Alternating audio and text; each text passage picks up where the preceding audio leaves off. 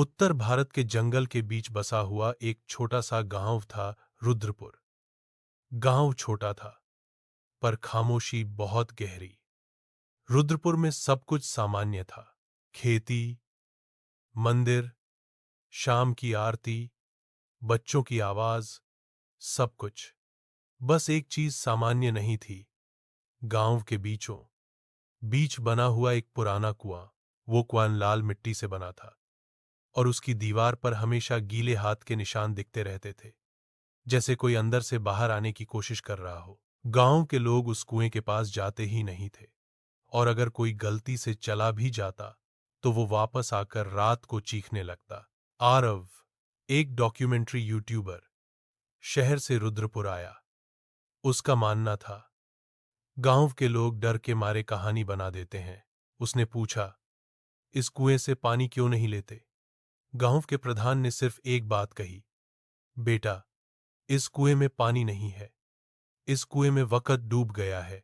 आरव ने हंसी में उड़ा दिया, कैमरा चालू किया और तय कर लिया रात को कुएं के अंदर कैमरा डालकर शूट करेगा। रात के 1:43 एम। गांव बिल्कुल शांत। आरव ने रस्सी के साथ गोप्रो कुएं के अंदर उतारा। स्क्रीन पर सिर्फ अंधेरा। फिर धीरे धीरे पानी चमका। अचानक माइक में आवाज आई, ऊपर कौन है? आरव का हाथ कांप गया। उसने सोचा इको होगा, पर फिर आवाज दोबारा आई, इस बार बच्चे की। मां ने मना किया था। कैमरे के स्क्रीन पर पानी के अंदर एक औरत के लंबे बाल तैर रहे थे, और तब किसी ने रस्सी खींच ली। आरव जमीन पर गिर गया। रस्सी पूरी गीली थी और लाल रंग का पानी टपक रहा था। सुबह आरव सीधा मंदिर गया। वहां एक बूढ़ा पंडित बैठा था, आंखें आधी बंद। पंडित ने बिना सुने ही कहा, तुमने कुएं को जगा दिया। फिर उसने कहानी सुनाई। सालों पहले रुद्रपुर में एक औरत थी, सावित्री। उसका बेटा 7 साल का था, नील। गांव में अकाल पड़ा, पानी खत्म हो गया। लोगों ने सावित्री को दोषी ठहरा दिया। उसके बारे में अफवाह फैला दी, इसके बच्चे पर भूत है। एक रात गांव वालों ने मां बेटे को जिंदा कुएं में धकेल दिया। गिरने से पहले नील चिल्लाया, मैं बोलता रहूंगा।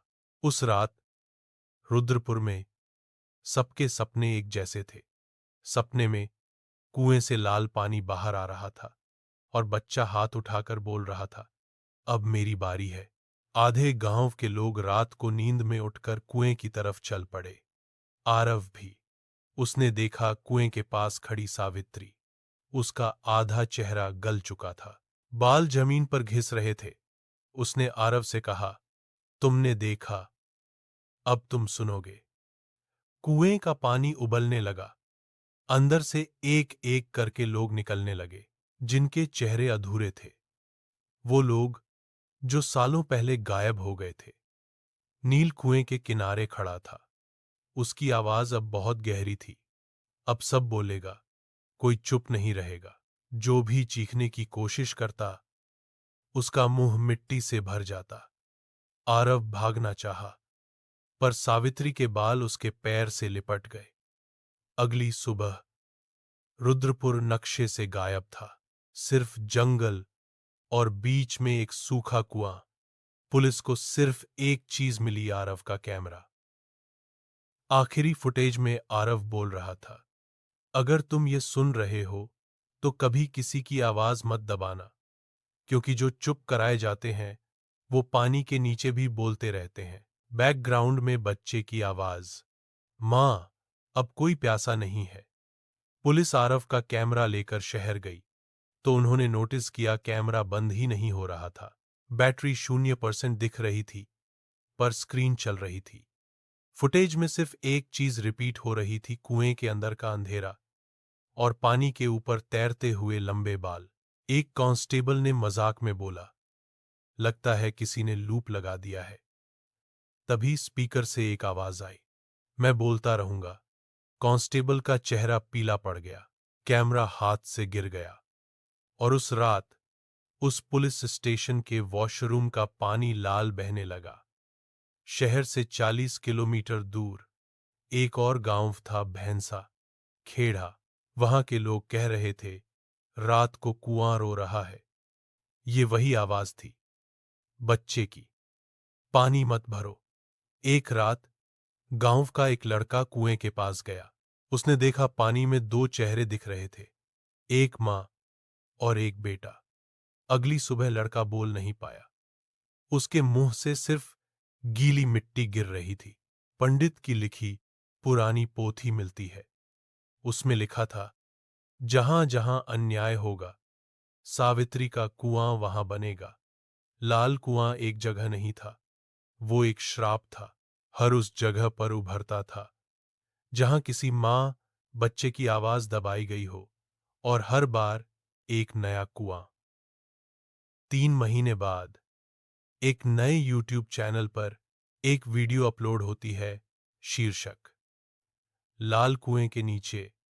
असली फुटेज चैनल का नाम आरव स्पीक्स। वीडियो में आरव दिखता है, पर उसकी आंखें बिल्कुल काली। वह कहता है, मैं बाहर आ गया हूं, पर कुआं मेरे अंदर है। पृष्ठभूमि में पानी टपकने की आवाज और एक बच्चे की हंसी। वीडियो देखने के बाद हजारों लोगों को रात में पानी भरे सपने आने लगे। एक लड़की फोन पर वीडियो देख रही थी। अचानक उसके मोबाइल स्क्रीन से बूंदें टपकने लगीं। स्क्रीन पर नील का चेहरा उभरा। तुमने सुना ना? उस लड़की के कान से लाल पानी बहने लगा। डॉक्टर ने कहा, इसका दिमाग जैसे किसी ने भिगो दिया हो। पंडित के लिखे अनुसार श्राप तभी खत्म हो सकता था जब कोई मां खुद कुएं में उतरकर सावित्री को न्याय दे। एक औरत आगे आई जिसका बेटा सालों पहले गायब हो चुका था। मैं कुएं के पास खड़ी हुई और बिना डरे अंदर उतर गई। अंदर सिर्फ आवाज आई, अब कोई चुप नहीं है। उस रात सारे कुएं सूख गए। लोगों ने सोचा सब ठीक हो गया, पर सच ये था, कुआं खत्म हुआ था। पानी नहीं। अब आवाज पानी में नहीं, लोगों के अंदर थी। जब भी कोई किसी पर जुल्म करता, उसे अपने कानों में बच्चे की आवाज सुनाई देती, मैं बोलता रहूंगा। अंतिम, इस कहानी का कोई अंत नहीं, क्योंकि जब तक आवाज दबाई जाती रहेगी, कुएं बनते रहेंगे। कभी मिट्टी में, कभी पानी में, और कभी तुम्हारे अंदर।